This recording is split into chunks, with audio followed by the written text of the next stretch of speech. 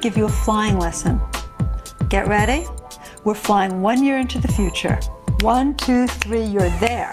Now, right now, 1 year into the future, you are doing exactly what you want to do. You are who you want to be. You are with the people you want to be with, and the world is responding to you in a way that makes you thrilled. What is that? Describe it. Write it down right now.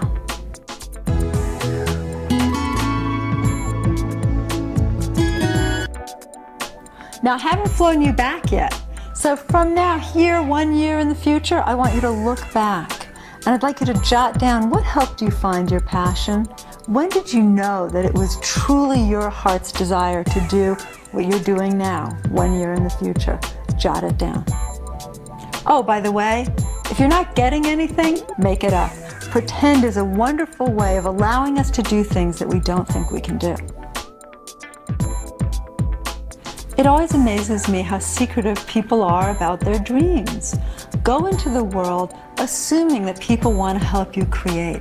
Let people know that you're interested in baking cookies or dancing, and see what they come back with. If you tell people around you, I really want to find what my passion is in the world, they will offer their intuition to show you the way.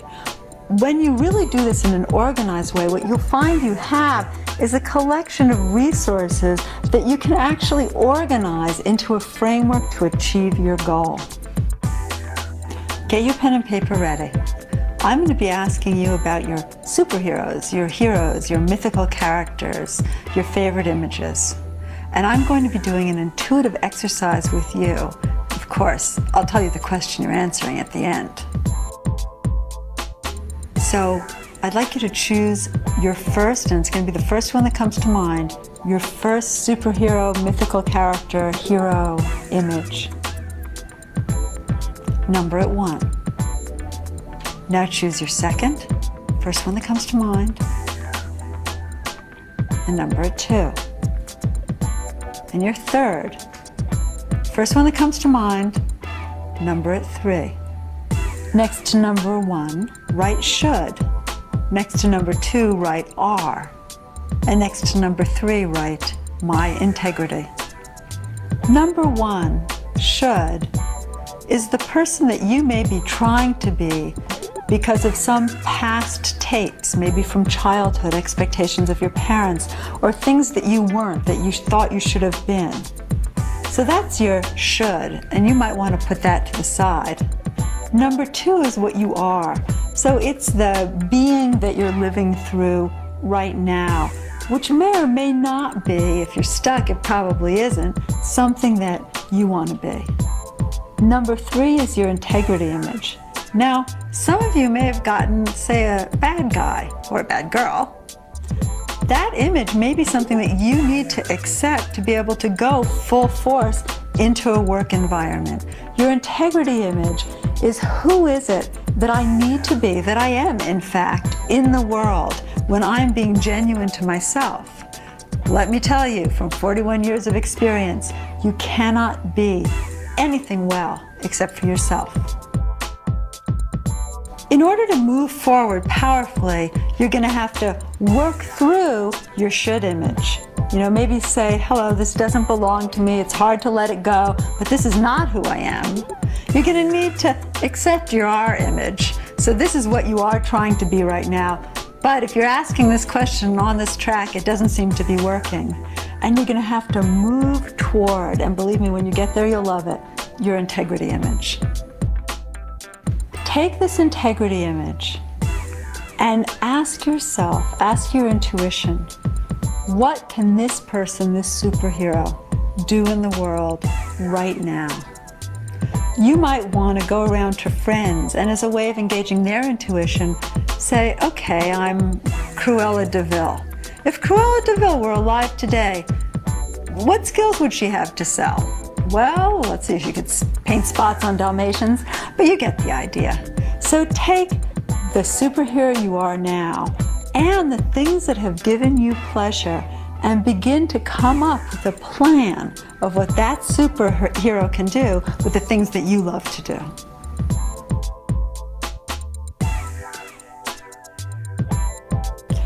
Okay, now I'm going to show you a quick and funky way to use your intuition to make very important decisions.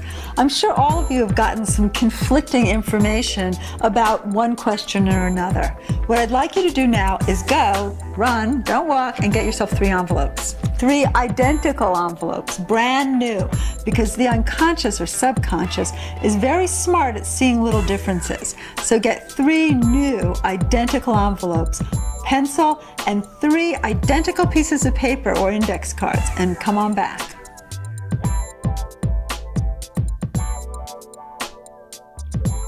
Now on each of your identical sheets of paper, I'd like you to write one question.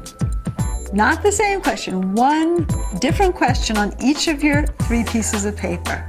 For example, are you still baffled as to whether you should rule the world, be a ballerina, or finish your accounting degree? Write each of them as a question on a piece of paper, then fold those pieces identically and put one in each of the envelopes. Do not mark them. Now take the envelopes one by one, hold the envelope, don't read the question, and jot down on a separate piece of paper or on the envelope anything that comes to mind. Feelings, does it feel good? Does it feel bad? What images come up? What memories?